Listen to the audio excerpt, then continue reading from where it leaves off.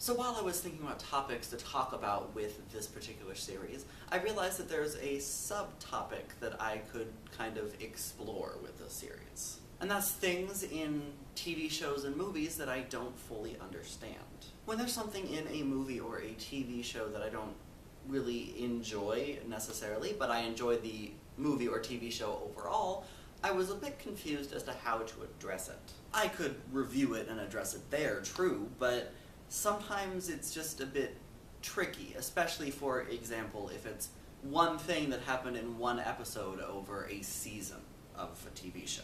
Then I realized that I could talk about it with this series, so I'm going to. So now that that particular intro is out of the way, let's get started. You know what I don't get? Derek's subplot from American Horror Story. And spoiler alert for Season 1 of American Horror Story ahead. A quick rundown for those who haven't seen the show and are still watching because you don't mind spoilers. Season 1 of American Horror Story follows the story of the Harmon family as they move into the appropriately nicknamed murder house in Los Angeles to start a new life. They're starting a new life because the husband, Ben, was caught cheating on his wife, Vivian. So Ben, Vivian, and their daughter, Violet, move into the murder house and discover that all is not as it seems. It's also important to note in this video that Ben is a psychiatrist and he meets with patients in the house. In the episode Piggy Piggy, we are introduced to Derek. Derek is one of Ben's patients who is so afraid of urban legends that it's affecting his ability to live.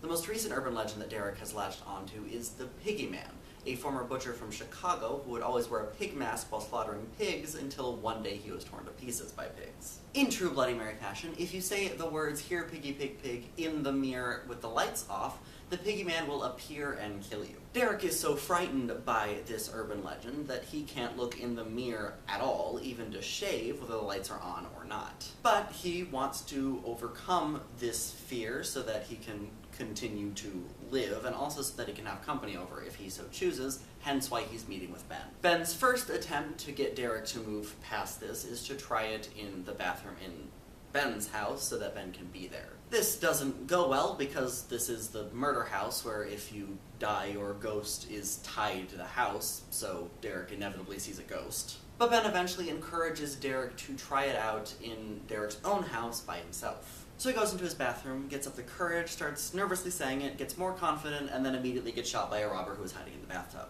If you're feeling like that came out of nowhere, you're not alone, because I thought that too. I really don't understand where this ending came from, and honestly, I found it kind of disappointing. I really like the rest of the first season and the atmosphere it created. And so to have Derek killed in such a mundane fashion as a trigger-happy robber just was unfortunate.